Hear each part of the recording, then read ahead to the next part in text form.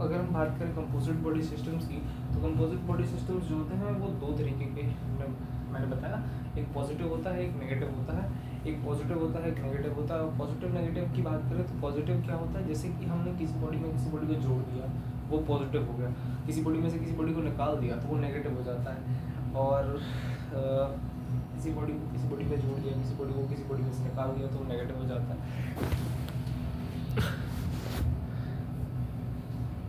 और जब हम किसी बॉडी को किसी में से हटा देते हैं तो वो नेगेटिव हो जाता है।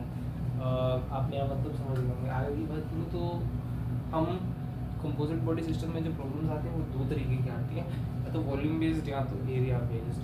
हम अगर एरिया में छेड़छाड़ करते हैं तो उसके लिए हम टोटल 4 फॉर्मूला पढ़ने होते हैं इसमें। एरिया के फॉर्मूले और 2 एरिया होते हैं, 2 वॉल्यूम के।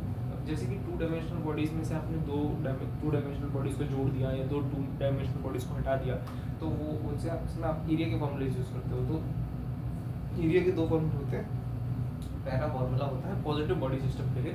मान लो आपका एक स्क्वायर है, उसमें आपने एक सर्कल जोड़ दिया, तो दोनों के सेंटर मास अलग अलग थे, लेकिन साथ में जोड़ दिया तो सेंटर मास थोड़ा चेंज हो गया। तो इस चीज़ को हम कहते हैं, इसी चीज़ को हम क्या कहते हैं, इस चीज़ में हम जो है पॉजिटिव बॉडी सिस्टम वाला जो है पॉजिटिव कंपोजिट बॉडी सिस्टम, इसमें आप देख सकते हो।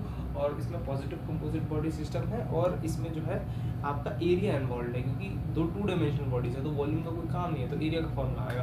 तो पहला फॉर्मूला होता है a1x1 plus a2x2 upon a1 plus a2। यहाँ पे जो a1 a2 है, वो जो a1 a2 जो है ये एरिया है अपने दोनों बॉडीज़ के। और वहीं पे अगर आप किसी बॉडी में से किसी बॉडी को हटा देते हो, किसी पार्ट को निकाल देते हो, तो उसमें ये फॉर्मूले में जो है बीच में माइनस आता है, a1x2 माइनस a2x2। यहाँ पे एक चीज़ को याद रखनी होती है कि जो x है, यहाँ पे जो अपना x है, वो जो अपना x होता है वो अपना, क्या बोल रहा हूँ मैं, जो a1 होता है वो a2 से बड़ा होना चाहिए।